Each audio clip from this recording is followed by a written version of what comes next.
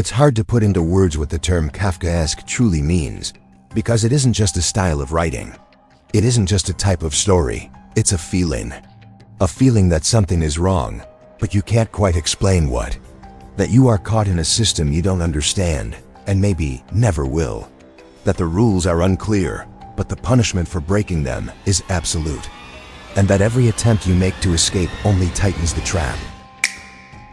The word Kafkaesque comes from the works of Franz Kafka, the early 20th century writer whose surreal, unsettling stories seem to capture a truth about the human condition.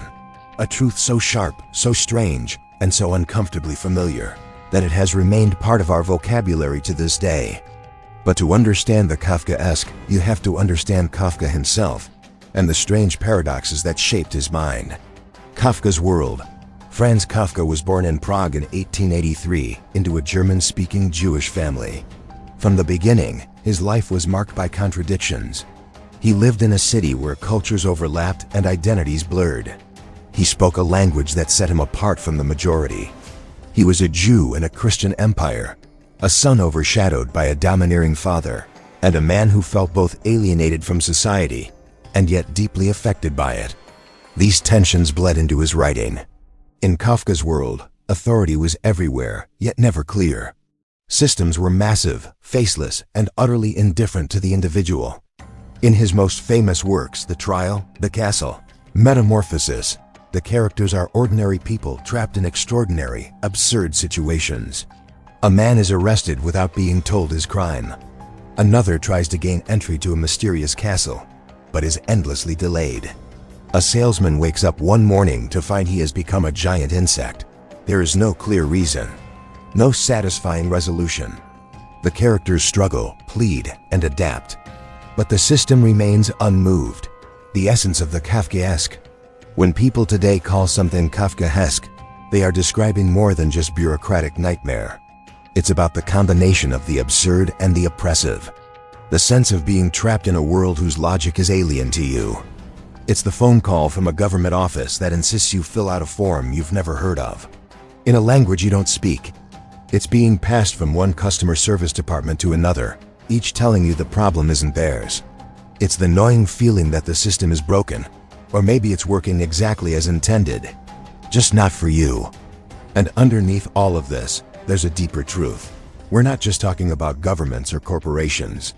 The Kafkaesque also exists inside the human mind. It's the internal bureaucracy of our own doubts, fears, and self-imposed rules. It's the way we create invisible walls for ourselves, and then wonder why we can't move forward. Why it resonates. Part of what makes Kafka's work timeless is that it reflects something universal about the human experience. We are all, at some point, strangers in our own lives. We are all confronted with forces that are too large to fight and too complicated to fully understand. The Kafkaesque strips away the illusion that the world is simple and fair. It forces us to face the uncomfortable truth that life can be chaotic, unjust, and absurd. And that meaning is something we must create for ourselves, not something handed down by a benevolent order. In a way, this is what makes Kafka oddly hopeful. Because if the systems around us are arbitrary, then we are free to stop waiting for them to give us permission to live. We can define our own rules. We can choose our own meaning, Kafka's own paradox. Kafka himself lived a life caught between obedience and rebellion. He worked a job at an insurance office, quietly filing claims by day, and writing his strange, unsettling stories by night. He was deeply self-critical, often doubting the value of his own work, and famously asked his friend Max Brod to burn his manuscripts after his death. Brod refused, and the world got to see the works Kafka never thought were good enough. There's something ironic and fittingly Kafkaesque about that.